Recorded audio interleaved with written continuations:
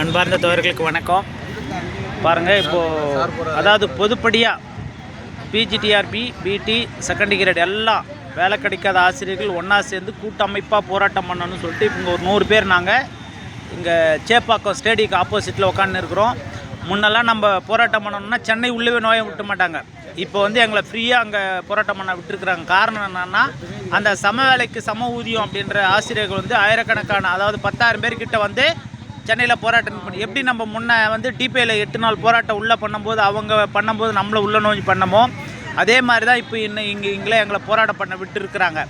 இதில் நம்ம 2013க்கு மட்டும் 17க்கு மட்டும் நாங்கள் செகண்ட் கிரேடு, நாங்கள் பிஎட்டு, பிடி அப்படின்லாம் சொல்லி பிரிவினை இல்லாமல் ஒட்டுமொத்த ஆசிரியர் கூட்டம், வேலை கிடைக்காத ஒட்டுமொத்த ஆசிரியர் கூட்டம் ஒன்றா சேர்ந்தோம்னா நம்ம கோரிக்கை, அவங்கவுங்க கோரிக்கை பேச்சுவார்த்தை போகும்போது உள்ளே வைக்கலாம். அதை விடுத்து எங்கள் தனி கோரிக்கை, உங்கள் தனி கோரிக்கை, நாங்கள் பிரிவுபட்டு இருக்க வேண்டாம்.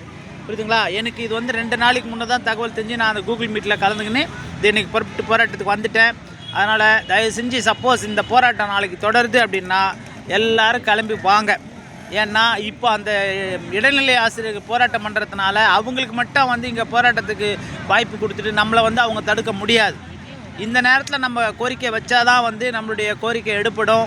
அதனால் தயவு செஞ்சு சங்கத்தை பார்க்காதீங்க, யார் தலைவன் பார்க்காதீங்க, யார் முன்னே நிற்கிறான்னு பார்க்காதீங்க. சப்போஸ் போராட்டம் தொடர்ந்தால் கண்டிப்பாக எல்லாம் சென்னைக்கு கிளம்பி வரத்துக்கு உண்டான ஆயத்தமாகுங்க. இதை விட்டால் நம்மளுக்கு வேறு சான்ஸ் கிடையாது. இனிமேல்லாம் நம்ம சென்னையில் பர்மிஷன் வாங்கிலாம் நம்ம போராட்டம் பண்ண முடியாது. அதனால் தயவு செஞ்சு எல்லாரும் கிளம்பி சென்னைக்கு வாங்க. நன்றி, வணக்கம். மின்னல் ரவி.